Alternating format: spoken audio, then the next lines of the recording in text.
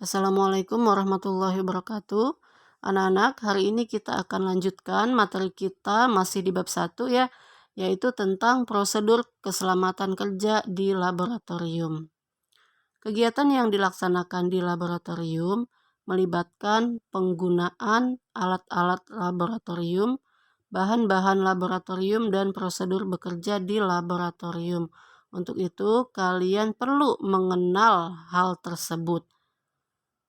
Tujuannya adalah ketika kalian memahami prosedur kerja di laboratorium agar tidak terjadi kecelakaan kerja.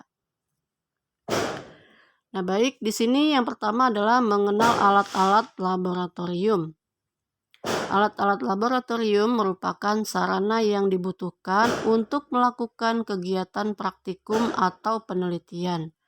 Beberapa jenis alat laboratorium diantaranya adalah autoklaf, cawan Petri, gelas arloji, tabung reaksi, termometer, dan gelas beker. Yang kedua, kalian harus mengenal bahan-bahan laboratorium. Bahan-bahan laboratorium yang digunakan meliputi bahan kimia dan bahan biologi. Pada saat melakukan praktikum, sering digunakan berbagai jenis bahan kimia. Nah, ada beberapa jenis bahan kimia yang berbahaya dan beberapa di antaranya dapat menimbulkan iritasi atau penyakit kulit. Oleh karena itu, kalian perlu mengenal sifat-sifat bahan kimia tersebut sehingga dapat menggunakannya secara benar. Nah, bahan yang kedua, untuk contohnya bahan kimia itu adalah alkohol, aquades, asam klorida, dan ether ya. Yang kedua adalah bahan biologi nih. Bahan biologi yang digunakan sebagai objek penelitian di lab itu berupa makhluk hidup ya, misalnya hewan, tumbuhan, protista, bakteri, dan virus.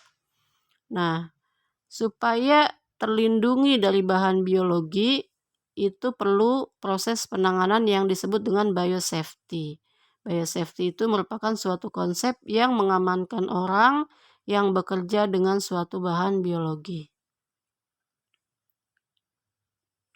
Kemudian mengenal prosedur kerja di laboratorium. Untuk meminimalisir kecelakaan saat bekerja di lab, para pekerja lab harus mengetahui sumber-sumber bahaya, harus mengetahui simbol tanda bahaya, ya. Harus mengetahui juga teknik penggunaan alat-alat lab dan teknik penggunaan peralatan keselamatan kerja.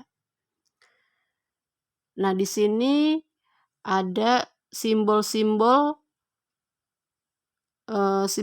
tanda bahaya yang harus kalian ketahui ya. Yang pertama ini ada yang disebut dengan eksplosif, artinya bahan tersebut mudah meledak pada kondisi tertentu. Yang kedua adalah oxidizing, yaitu bahan yang dapat membakar bahan lain atau pengoksidasi. Kemudian ada extremely flammable, ini artinya bahannya mudah terbakar.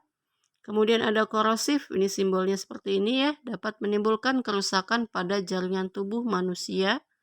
Kemudian ada yang gambarnya berupa pohon kering dan ikan, di sini artinya dangerous for the environment, yaitu berbahaya bagi kehidupan organisme di lingkungan.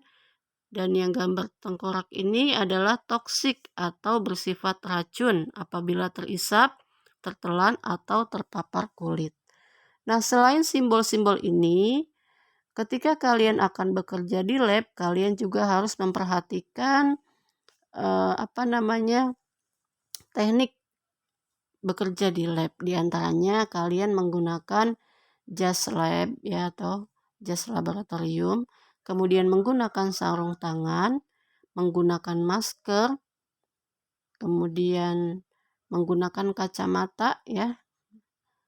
Nah, selain itu juga di lab itu harus ada alat pencuci atau keran air, kemudian alat pemadam kebakaran, kemudian juga harus ada tanda peringatan keselamatan. Itulah ya kira-kira untuk prosedur kerja di laboratorium. Baik anak-anak, Ibu cukupkan ya materi kita hari ini. Mudah-mudahan kalian dapat memahaminya dan dapat bermanfaat untuk kalian. Kurang lebihnya mohon maaf. Terima kasih. Wassalamualaikum warahmatullahi wabarakatuh.